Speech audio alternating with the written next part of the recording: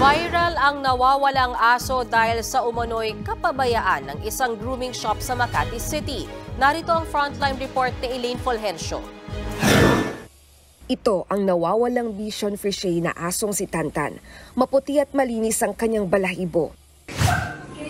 Kwento ng may-ari nitong si Vera Abiera, bandang alas 12 ng tanghali nitong linggo nang dalhin nila sa isang grooming shop sa Makati City si Tantan. Sa Facebook post ni Vera, bago ipag-groom, iniwan daw muna sa holding area si Tantan. At dahil lunch break, umalis daw ang mga staff ng grooming shop para mananghalian. Ang problema, wala raw naiwan ni isang staff para magbantay sa mga aso. Bandang alas 3 na nang tawagan ng grooming shop si Vera para ipaalam na nawawala na ang kanyang aso.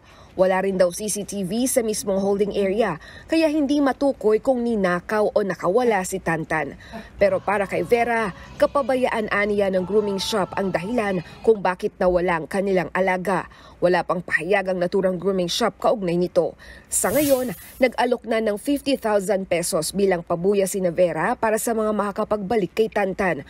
Maaring makipag-ugnayan kina Vera sa contact details na makikita nyo sa inyong screen. Nagbabalita mula sa Frontline, Elaine Fulgencio, News 5. Mga kapatid, Mean Los Baños po. Huwag magpahuli sa mga balita at impormasyong dapat ninyong malaman. Para sa mas malawak na balitaan at diskusyon, mag-follow at mag-subscribe sa social media pages ng News 5.